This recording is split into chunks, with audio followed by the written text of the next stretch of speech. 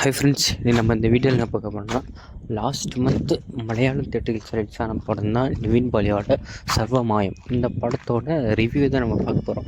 So இந்த படம் theatre release பண்ணும்போது பார்க்க முடியல, பட் ஓடிடி ரிலீஸ் பண்ணும்போது நம்மளுக்காக ஜியோ ஹாட்ஸ்டாரில் ரிலீஸ் பண்ணியிருக்காங்க. லாஸ்ட் வீக் தான் ரிலீஸ் ஆகிடுச்சு.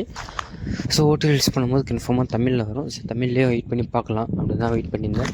ஸோ இனிஷியலாக இந்த மூவி வந்து ரிலீஸ் ஆகும்போது பார்த்திங்கன்னா பயங்கர பாசிட்டிவான ரிவ்யூஸ். ஸோ நிவின் பாலிக்கு வந்து ரொம்ப வருஷத்துக்கு அப்புறமா ஒரு ஹிட் மூவி வந்திருக்கு.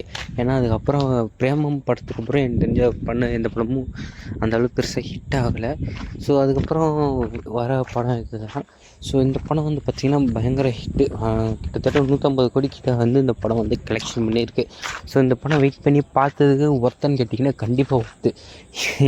ஏன்னு கேட்டிங்கன்னா இந்த மலையாள சினிமாலேருந்து மூவி எல்லாமே கொஞ்சம் டிஃப்ரெண்ட்டாக தான் இருக்கும். ஸோ இதுவும் கொஞ்சம் டிஃப்ரெண்ட்டான மூவியாக தான் இருக்குது.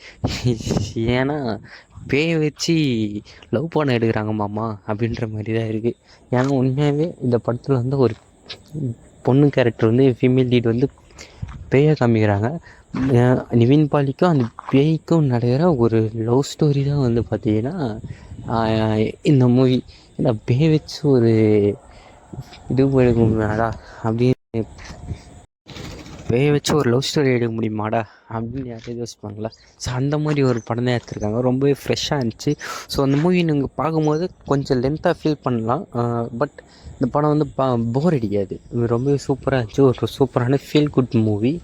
ஸோ நீங்கள் அப்படியே படம் போட்டிங்கன்னா அப்படியே மெதுவாக ஜாலியாக அப்படியே ஒரு ஃபீல் குட்டோட பார்த்துட்டே இருக்கலாம். மியூசிக், பேக்ரவுண்ட் ஸ்கோர் எல்லாமே சூப்பராக இருந்துச்சு. ஸோ இந்த மூவி வந்து எனக்கு ரொம்பவே பிடிச்சிருந்துச்சி.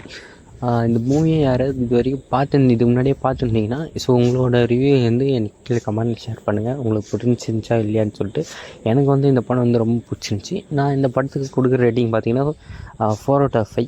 ஸோ எனக்கு இந்த மூவி ரொம்ப பிடிச்சிருந்துச்சி. ஸோ இந்த படம் வந்து பார்த்திங்கன்னா இப்போ ஜியோ ஹாட்ஸ்டாரில் தமிழ்லேயே ஸ்ட்ரீம் பண்ணிட்டுருக்காங்க. ஸோ யாராவது பார்க்க மிஸ் பண்ணிங்கன்னா மஸ்ட் ட்ரை மூவி தான் சொல்லுவேன். ஸோ நீங்கள் எல்லோரும் போய் ஜியோ ஹாட்ஸ்டாரில் பார்த்து என்ஜாய் பண்ணுங்கள்.